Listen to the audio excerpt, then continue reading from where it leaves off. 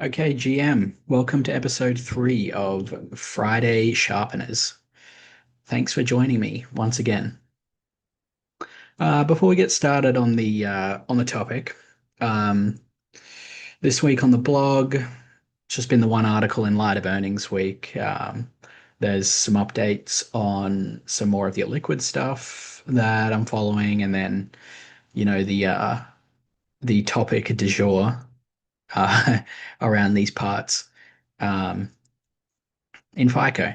So, look, heaps of updates. I think I've been writing about this more than once a week at the time, just because of like the velocity of updates that have been coming out. So, if you want to read all about it, it's all in there in modularized detail. But um, like this particular twist in the last week was like even crazier than usual. Um, it's kind of almost been uh like uh maybe the FHFA director is like flat out lying, misdirecting people, something along those lines, in terms of the rollout of the Vantage Score pilot. It's really crazy. Lots of people making like heaps of different claims about what's actually happening. Employees at the GSEs don't know what's happening. Um, so it's properly crazy, messy stuff. Um, but kind of it at least appears that uh, these shenanigans are going to come to the road. We're going to learn at some point this year about what is actually feasible in terms of what the GSEs are willing to roll out, and then also what the secondary market and the commercial banks and the lenders are willing to accept as well. Um, but yeah, it's like one of these really crazy things, and um, most perception of the current events is, especially on places like Twitter, are hilariously bad. Um, Most people are not even up to date on like what even the recent history is or why these things are happening. There's like a very incorrect public perception. This is not to to construe FICO or the credit bureaus in any particular light, but there does just seem to be like not a lot of background information that's like properly being processed. So again, if you want to read about all that, it's over on the blog. I'll include a link in the show notes, if you want to dig a little bit further on that one. The real topic of today is going to be, uh, retouch on this question of like what is a quality business, a high quality business. This is like one of these things that kind of gets construed in 1,000 different ways, depending on like whatever your biases are. I've heard people construe commodity companies as mineral companies as like a high quality mineral company, and maybe that's just like like a relative argument being made in that particular case. But uh, there's all sorts of other things in terms of margins, return profiles, what someone does with the capital, um, that they generate and potentially reinvest. And sometimes it's purely an adjective applied to a management team, et cetera, et cetera. Um, it's really just in at least the modern context, it's one of these things that's sort of in the eye of the beholder, and it's like a very convenient it's a convenient word to like justify whatever approach it is that you are taking. Um, but in simple economic terms, there is one of the foundational blocks of understanding economics is just supply and demand.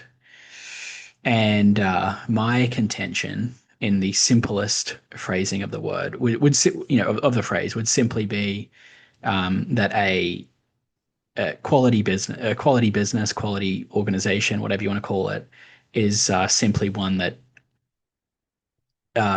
it controls supply. So, um, the demand side of the equation is like very important. There's all kinds of like businesses that you could call quality that have declining demand, but the source of supply is tightly controlled or held artificially or otherwise, and it that can produce like really good economic outcomes. Like the premier example of this is the tobacco companies. So it's something like gross tobacco consumption in North America peaked in the 1970s at some point. Like peak tobacco was 1970 something. And on a consumption basis, so on just a pure demand basis, gross demand for cigarettes has been declining since that point in most parts of the world. I think someone you can correct me here, but I think Japan and China are like some weird outlier. They don't follow the same social mores as we do in other parts of the world. But generally speaking, the health consequences became well known in that period, and then just had like waves of regulation, government programs, etc., that have encouraged people to stop smoking cigarettes. And then in the modern age, we've had the tradition to the next generation products, which are much better from a health perspective. And so demand for those has increased steadily. But the returns for tobacco companies from the 1970s has been excellent, and certainly was beforehand as well. And the reason for that is simply that the supply side of the equation, consolidated in a very small number of players, and the brands that those players controlled really did have a lot of sway with consumers. And so had this very long running, pricing power that's allowed them to generate, fantastic returns, and generate very high profit margins, high returns on equity, and they could repurchase the shares, and um, they could even do a lot of very poor M&A for many decades, and then they're able to do some very good M&A when the next generation products popped up. But in any event, the good economic outcome was not tied to increasing demand. The good economic outcome was tied to control of supply. You kind of, write this large across, all kinds of sectors. There's things like VeriSign, which is the top level domain registrar for .com and .net. The demand for .coms has been ameliorating over the years, and then in the immediate post-pandemic period, it was actually declining or going nowhere.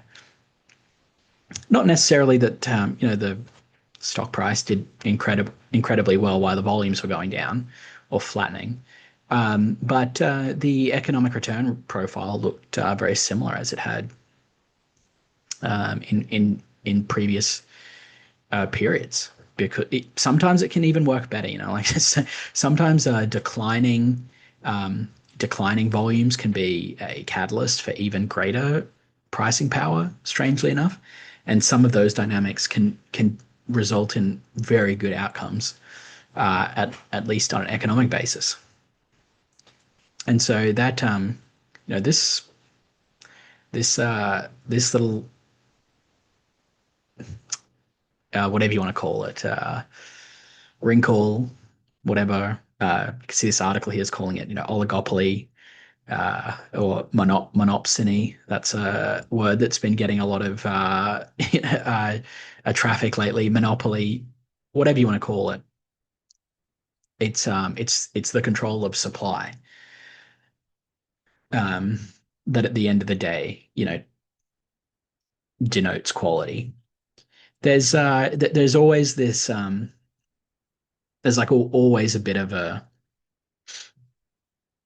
running back and forward debate in the investment community.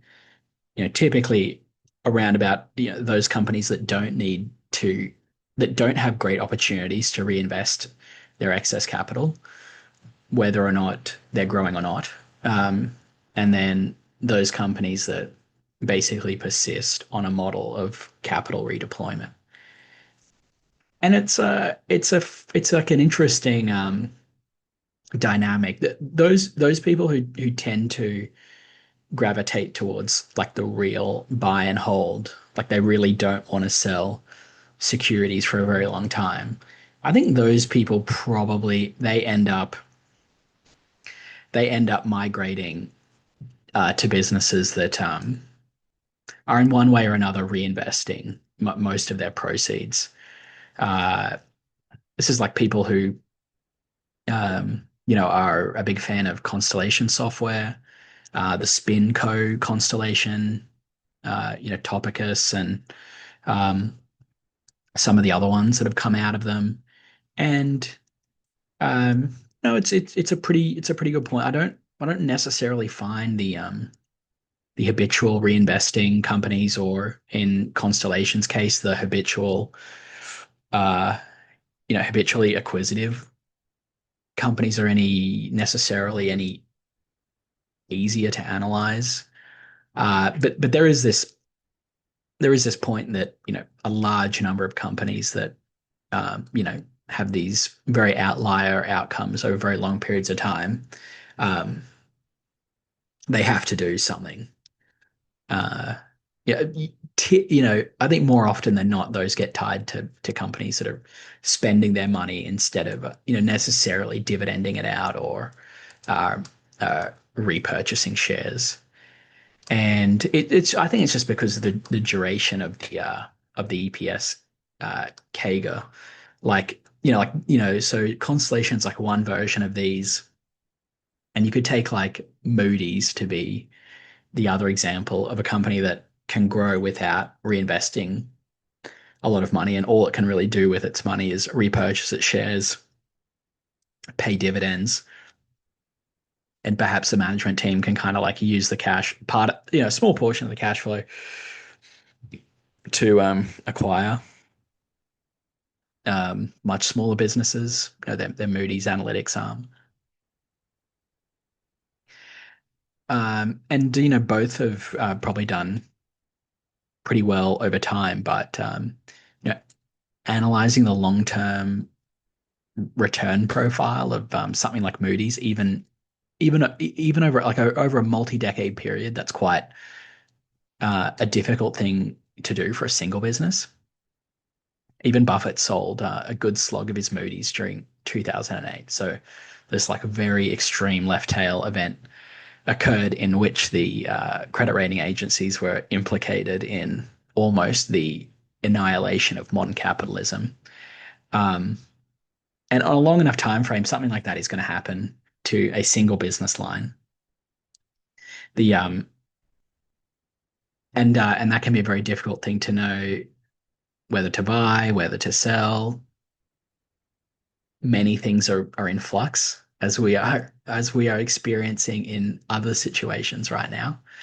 Um, and you don't I forgive people for not being super clairvoyant on what's going to happen in very fluid regulatory and these strange market environments. So the benefit of something which is spinning up money and then using that money to reinvest into other things, Berkshire Hathaway would be a very good example, is there's a little bit more robustness there in terms of, you know, 50 years ago, Berkshire was collection of publicly traded assets, a candy store, and soon to be a prominent Buffalo newspaper, amongst some other idiosyncratic North American businesses.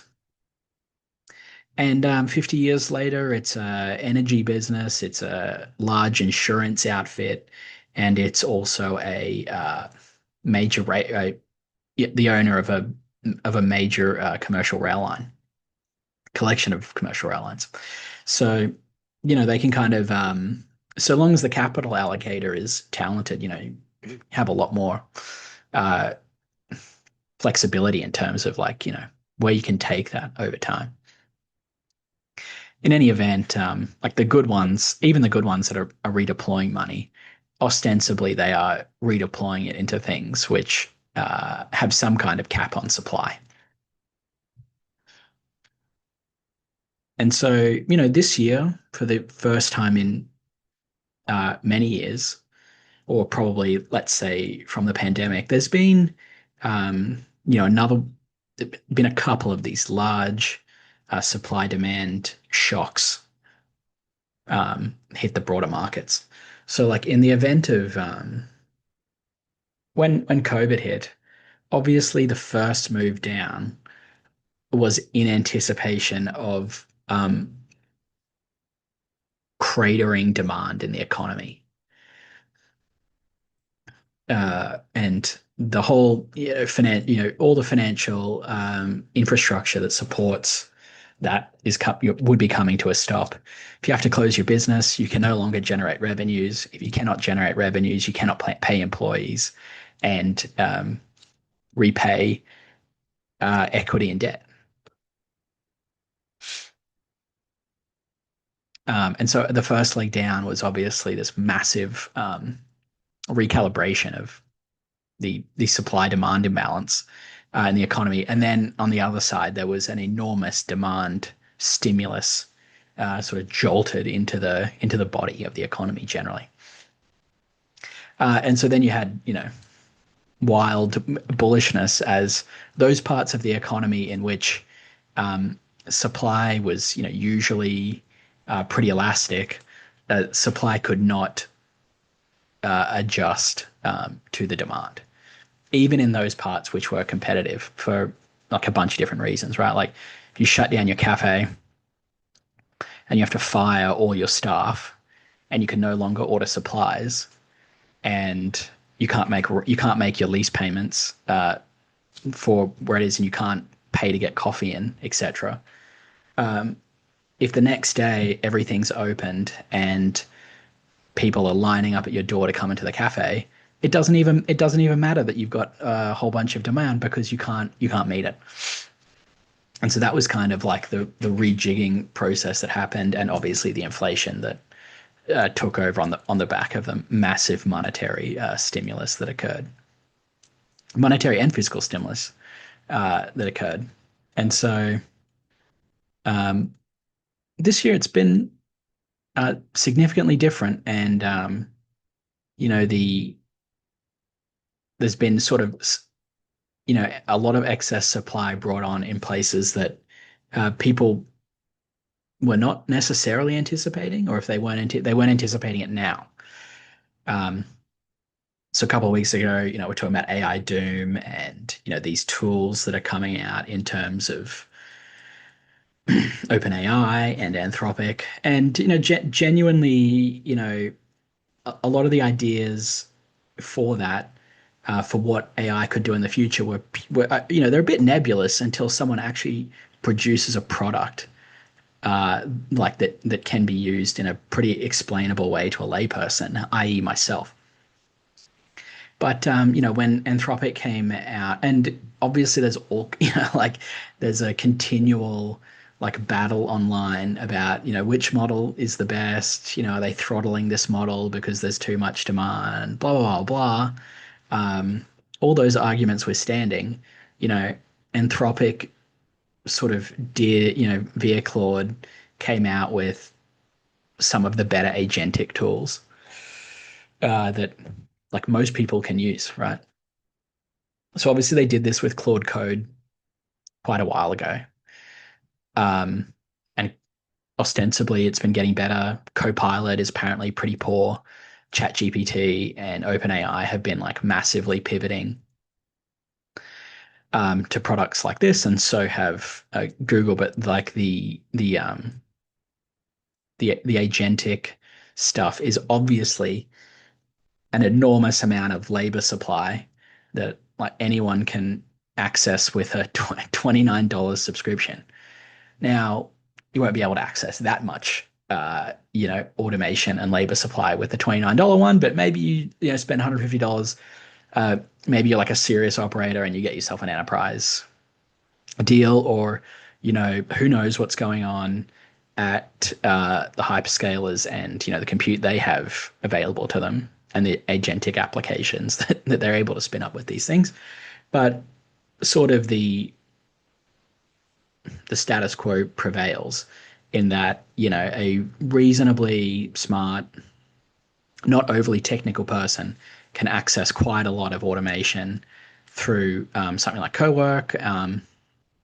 And they've been dropping these new products in terms of legal design, you name it. They're dropping a product like every couple of weeks, which is again bringing on more, ostensibly anyway, more labor supply in a whole bunch of areas.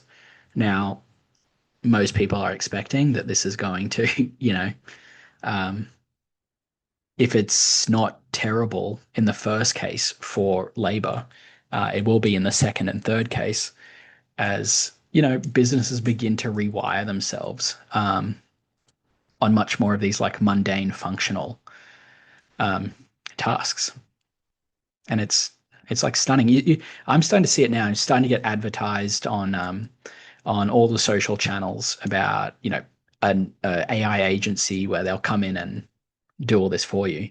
I'd assume that um, the more forward existing employees are already doing this in kind of like a Wild West shootout, where it's either you shoot your fellow employee or they're going to shoot you. This kind of thing. Um, and so this dynamic, especially in the last couple of months, people have been extrapolating this kind of thing to the supply of software, and that all these you know de novo products at a tenth of the cost or whatever are going to displace or make inroads into existing businesses. And you know my general thought is usually everything like whenever one of these big changes happens, it's probably not as bad as you think, and it's probably also not as good as you think, but it's like somewhere in between, and the places in which it manifests itself will be strange and unpredictable. I just keep going back to the example of that this guy and his brother and their cousin in California who spun up a GLP-1 reseller to like a bit over $1 billion in sales, three of them, and like a Claude Enterprise license. So it's it's very interesting in this particular case. So on one side there's this additional automated labor supply, ostensibly, um, which at the very least is going to remove the necessity for human beings to do a lot of functional repetitive work. And that labor, whether it wants to or not, is probably going to have to migrate to higher value added parts. And like for a lot of people, that just it's got to be like human interaction, sales, like a high level prompt engineer or AI engineer, whatever you want to call it, who's able to run these army of agents um, through the business. And like that's on sort of like one side of the equation in terms of um, supply, but the demand side of the equation is also it's also one of these very interesting step ups where obviously the the game about scaling the intelligence is it's just literally all about compute. Scaling laws comply with compute. So simply these models will increase with the amount of compute that can be directed towards them. And so on one hand, the frontier labs are trying to get as much compute and beg, borrow, steal, vendor finance, every trick under the sun to get as much compute as possible. And then you've got and the whole supply chain behind that is kind of like moving in lockstep. And so part of that's energy, a part of that is data centers. There's a big move for data centers. In the terms of energy, I mean, you have the hyperscalers talking about building modular nuclear reactors, which is like feels like something out of science fiction. And then the entire, value chain behind that. So, a lot of these, the memory players, Micron, SK Hynix, Samsung, have obviously got NVIDIA and the GPUs. And then there's like a whole, backlog of suppliers to all these companies, which are also like experiencing dramatic demand, both in Asia and North America and like literally everywhere. But and so that's like kind of like this is like the topic du jour at the moment, where a lot of fascination and energy and analysis is being placed into is these areas which are experiencing a supply and demand imbalance, but not necessarily because the supply of these things is um, completely inelastic. It's just because demand is massively outstripping um, that ability now. There's no in this kind of, when you're trying to map out these things, it's quite difficult trying to, if you think about the world 5 or 10 years from now, you have to think about, how much capex is still going to be getting directed both towards the frontier labs and the hyperscalers and other players along the compute, um, you know, the compute ecosystem. And even though a lot of these things have experienced increasing demand over the last 20 years, there's been enormous boom and bust cycles um, with all of them. I mean, it's like go and look at even the good businesses. Like if you were to look at the semi cap tool companies, so Lam Research is obviously a good example of this. They even they have had um, even there's been enormous demand for their products over the years, and they have this, tax like, um, gross revenue royalty type, component to their business. They still experience, revenues and growth over time, even now. And you can even, obviously one of the big, um, you know, love stories at the moment amongst retail investors is the state of the memory market. Now, famously, I was a Micron long during the pandemic, and sold 2022, 2023, something like that. And even going back to the early 2010s, the thesis with a lot of the memory makers, so like memory is basically consolidated as of the late 2010s in I think Samsung, SK Hynix, and Micron. Micron's an American company that has operations in Singapore and America and Japan, a few other places, and SK and Samsung, obviously Korean companies with similar-ish development footprint. But basically, in the 2010s, the market really did consolidate around three supplies of memory. And the big business lines were like NAND and DRAM and NAND at the time, and obviously the ability, like the scaling, um, of DRAM, was apparently coming to an end. Innovation and this kind of massive step change in memory was coming to an end. The multiple boom and bust cycles in memory had kind of put a floor on supply. Um, as the third and fourth and sixth biggest players kind of either went out of business or sold to the biggest three. And then the idea was kind of around 2019, 2018, this time frame, that the market for memory was consolidating into a rational pricing oligopoly. And people kind of pointed to these long-term pricing agreements that the memory manufacturers were entering into with their supply chain. And the pitch was, eerily eerily prescient in that memory, as part of IoT and crypto and the internet and SaaS and blah blah blah, and obviously AI. Um, that all these markets were going to require much more compute and memory. And so that kind of did play out in the fullness of time. We are here right now. But kind of in the meantime, for many of these years, there was obviously a boom during the pandemic for semiconductors. There was a bust thereafter. And despite the fact that, supply had basically been captured, so as to speak, three players was kind of enough to actually not induce a rational pricing oligopoly. And this was kind of evidenced in the fact that DRAM prices continued to swing violently along with supply.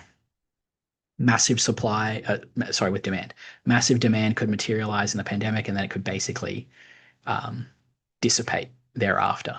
So the production capacity would move to meet demand, and then demand could move again, and it would sort of have to be scaled back. These long-term pricing agreements were basically just torn up in 2022, 2023, 2024. Basically, buyers of memory just kind of didn't want to comply anymore, and it's a bit hard to like compel people to buy any amount or buy it at a price. If suppliers had excess, you might be able to sell your memory on a secondary market, and so on and so on. Um, but we're kind of back. We were so over before, and now we're so back, and demand is unprecedented off the back of the LLMs dropping a chatbot, and then, in my opinion, the the big breakthrough is the agentic stuff, and things like co-work and code, codex, etc. are like indicative of where this stuff is going to be the most valuable. In my part, sorry, from my perspective, something like co-work, it takes the limiting factor out of the LLM, which is the human being. Um, in a typical chat interface, the LLM could just run and run and run, but it needs you to prompt it for it to produce something new. And so co-work's kind of like the next step on that, where it can continue to work on things without prompting, which is like a pretty incredible leverage, if you think about it. And so if you're able to train these things, you're able to kind of get like on demand productivity, um, so long as you're skilled in putting these things together. So it's very difficult uh, in both respects, and from a long term investing perspective, to kind of use this rubric um, of supply control to like kind of identify interesting uh, companies in what is obviously a growth sector. Probably, there's one of the things that has always been interesting to me is like the intellectual property. And so Cadence and Synopsys are big IP holders, and ARM, uh, which was listed a couple of years ago, was also a very large. controlled certain design, uh, intellectual property along the semiconductor supply chain. And so, those things are quite interesting, but they're also prone to incredibly high valuations. Um, and clearly, just the rate of change in a lot of products, even puts the long-term supply demand question. It's kind of hard to figure out where the supply will be controlled. In terms of the frontier models, these are um,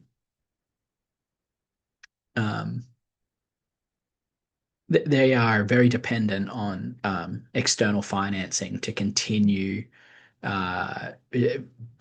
productivity gains and innovation. They need to continue to invest in these things so they can continue to produce what is basically the best um, AI products. But that's there might be enormous demand for these things, but really only takes like a couple of labs to be competing with each other. And there's absolutely no loyalty across the products. If you're on Twitter or you talk to people who are very deep in the space, people are basically um, as promiscuous as possible with whatever model is best at the time, and the vectors on which it can be best are like are there's a multitude of those. It can be the actual product itself. It can be the response times of the model. People are very sensitive to it being toggled back for whatever reason. Mostly it appears that these new models will get dropped, and the demand for them is so great that it's just consuming so much compute on the frontier model side that they have to like toggle the quality the quality of the model, and in fact they'll kind of direct you to use a worse model that doesn't require as much compute if you want faster response times. You kind of see that in like complete it's completely juxtaposed against something like Google search that got better with use. The more Google search was used, the more the search model was trained, the better results it gave back, and you kind of got into this self-reinforcing loop that made Google search what it was at its peak. These models are it's very funny. It's almost the opposite. The more the models get used, the worse they become because you have to toggle back the compute. And so you have this like strange, there's scarcity of compute basically because of the demand and how much compute the models need. So it feels like there is at the moment just an enormous amount of human capital, actual capital, resources, intelligence, talent, you name it, is being directed towards um, some of these frontier models. And there's no end of supply of new models and new innovations, etc. So it's, at least for the time being, it's very hard to see how those, that's is that really where the value is going to get captured with all these other physical world constraints that are placed upon them and the enormous competition that's almost feeding on itself. Like if you get to some level of model efficacy, you can have the models working on the models and creating new products and all this kind of thing. You have these continual reports that Anthropic engineers don't even write code anymore, which is that's a very interesting development. Then you can kind of go down the list, right? Like is are the people with the compute going to be where the supply gets constrained? Also appears not. They're spending like a Manhattan project every couple of days on capex, to bring um, more compute online. The hyperscalers are even developing their own chips to try and uh, you know try and make themselves not as dependent on the GPUs. Up until now, it appears that, like, at least for the last couple of years, supply has been most tightly held in the supply of GPUs. And so they've made enormous profits, but in hardware. And obviously, there's a software ecosystem that supports that. CUDA, blah blah blah. Everyone knows that. But there is, trillions now in capital expenditures, a decent portion of which is, slowly but surely trying to create chips that are good enough to direct a lot of compute away from the GPUs. The pricing mechanism is at least working there. You've had this recent announcement of Amazon and OpenAI entering into a partnership to use the Trainium chips, which from everything I read, not as good as the NVIDIA GPUs, but good enough to support some of the models. So, is NVIDIA where the supply gets constrained? Is it some of the IP? Is it in the supply chain? The supply chains are kind of like very reliant on other things. And obviously these are all things in the real world. Um, and very little of it seems to be tied to control of some kind of choke point. At the same time, the agents, the agentic stuff, the stable coins, there's new monetary modality and transaction modalities that are kind of developing in tandem um, with the next generation of compute. And again, these things are directing resources to sort of build a new infrastructure. And so it's just kind of like eternally challenging uh, in exactly what uh, you know exactly where the new equilibrium is going to be in terms of who can control supply of some things. Obviously, a lot of the things that I'm prone to be interested in, like the FICO score, like the Tel Aviv Stock Exchange, national payment switches, ratings agencies, etc. These are things that have controlled supply for a very long time, and in a natural way. There are natural monopolies that occur um, in the real world. These like natural right of way infrastructure type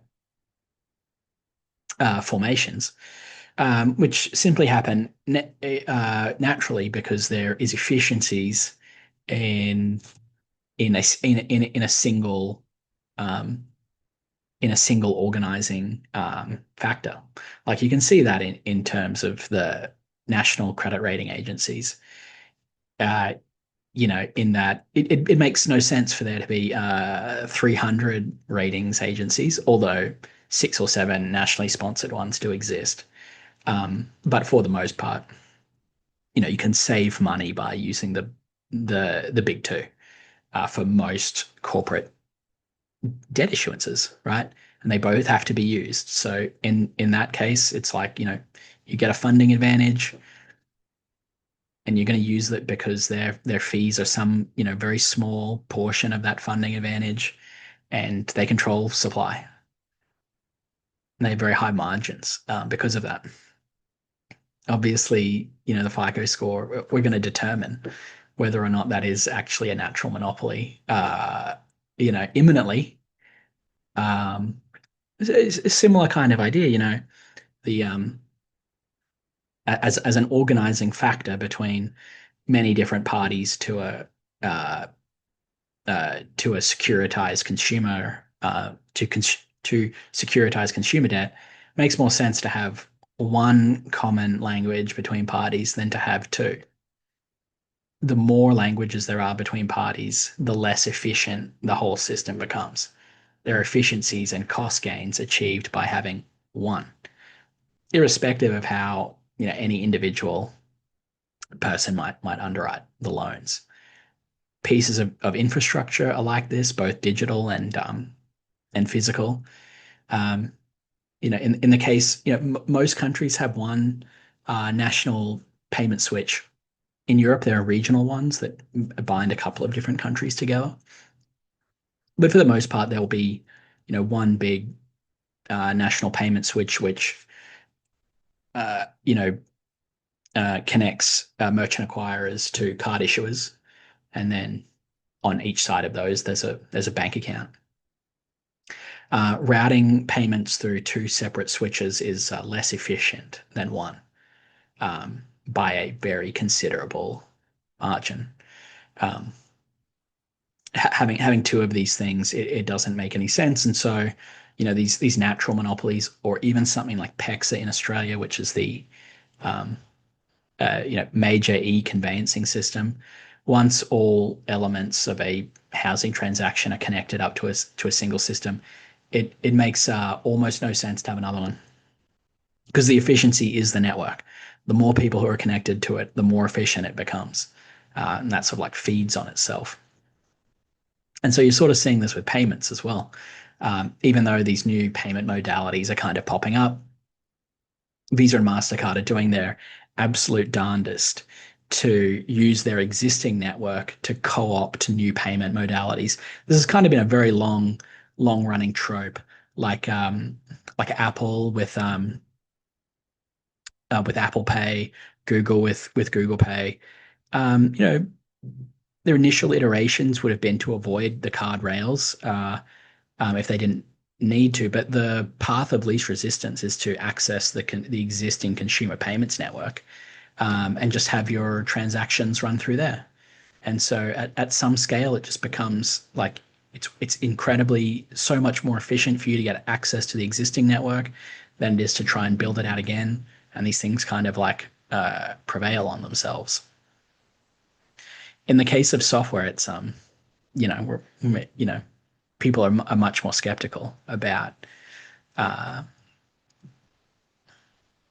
how prevalent these moats are, uh, especially in terms of some of these new products. I think at this point it's basically there are software businesses that are going to get zapped because of this. I don't think there's any doubt in that, especially in some of this productivity stuff. Obviously, you can get co-work to just spin up a lot of these. It can be even more efficient to use co-work than it is to use something like that. And certainly on the low end, it would appear that when you're trying to have new functions at least internally, you're going to resort to something like co-work in the first instance, and then if co-work won't work, then you're going to go and try and find some built for purpose built for purpose software product. But it's probably also true that those businesses were going to be nuked sooner or later anyway. Um, and so it really is some of these more prevalent economic models that are going to persist. And for the most part, so long as you can keep control of supply, that's where you're going to want to be. All right, that's it for this week. Thanks for listening. We'll be back next week for another update. Take care.